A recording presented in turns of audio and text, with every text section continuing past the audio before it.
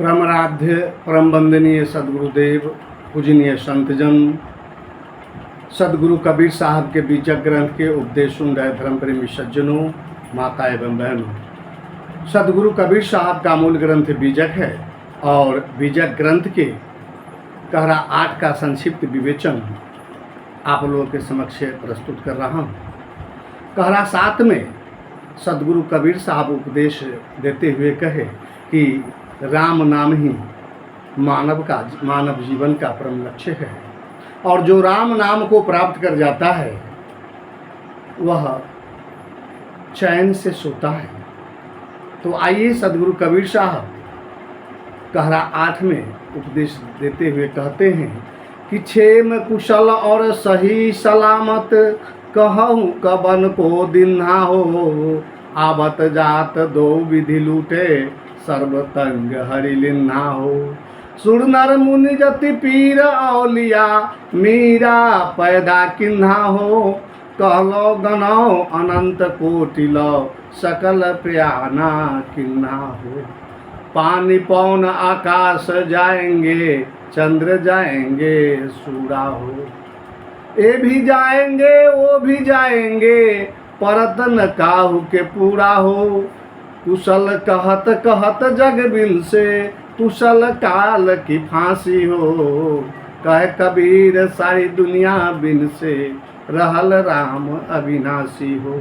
सदगुरु कबीर साहब कहते हैं कि क्षेम कुशल और सही सलामत कहूँ कबन को दिन्हा हो, आवत जात दो विधि लूटे सर्व तंग हरि लिन्हा हो।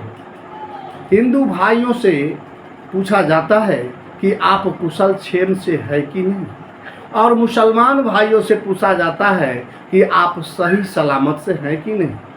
सदगुरु कबीर साहब कहते हैं कि यह कुशल क्षेम और सही सलामत पूछने की आपको कौन यह कहा, किसने यह कहा कुशल क्षेम पूछने की। ये सिर्फ व्यवहारिकता कह लेने से कि हम कुशल से हैं, हम सही सलामत से हैं, इससे आपकी कुशलता का प्रमाण नहीं सिद्ध होता है। सदगुरु कबीर साहब कहते हैं कि मैं देखता हूँ कि आप सब में कोई कुशल क्षेम से नहीं है, कोई सही सलामत से नहीं है। आप सारे लोग अशांत में जीवन जी रहे हैं।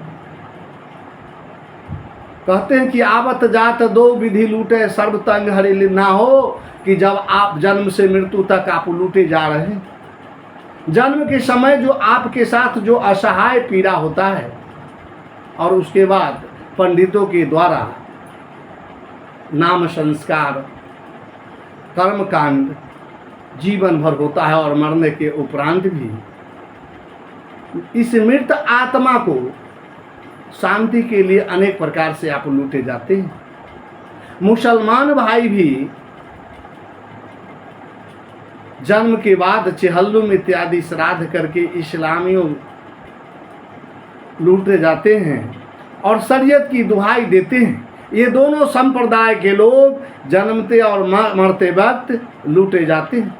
पंडित कर्मकांड कराकर लूटते हैं और मुसलमान शरीयत का नाम दे करके लूटते हैं। आपके भीतर जो तत्व ज्ञान था वह पंडित तथा मौलवियों के द्वारा हरण कर लिया गया, अर्थात लूट लिया जाता है। इस लूट में न देवता लोग बचते हैं न मनुष्य बचे, यहाँ तक कि पीर मुनि औलिया सन्यासी त्यागी कोई नहीं बचे। सभी को अपने में मेरापन का भाव उत्पन्न हो गया, सबको अहंकार का भाव उत्पन्न हो गया। जो शास्त्र थे, शास्त्रज्ञ था, वह शास्त्र का अहंकार उसके अंदर हो गया। जो तपस्वी थे उसे तपस्या का अहंकार हो गया और मनुष्य को दान दक्षिणा का अहंकार हो गया। सदगुरु कबीर साहब कहते कहलो गणो अनंत कोटि लो सकल प्याना किन्हा।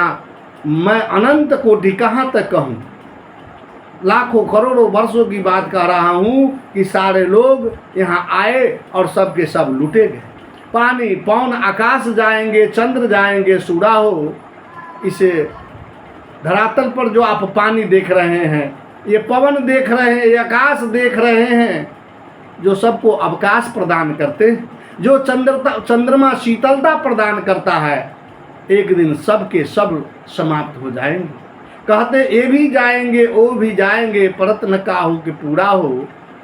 ये लोक भी चले जाएंगे और जो आप कल्पना किए हुए हैं परलोक का वो भी नहीं रहेंगे। कुशल कुशत कहत स जग बिन से, कुशल काल की फांसी हो। सदगुरु कबीर साहब कहते हैं कि कुशल कुशल कहते हुए सारे लोग काल की फांसी के अर्थ में, काल की फांसी में पड़ गए। कुशल का अर्थ क्या होता है यह नहीं जानने के कारण सारा संसार काल की फांसी में चला गया।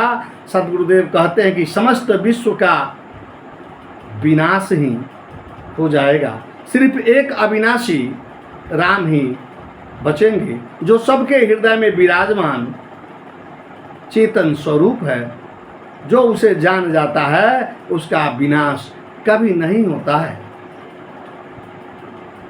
शाह बंदगी, शाह बंदगी, शाह बंदगी।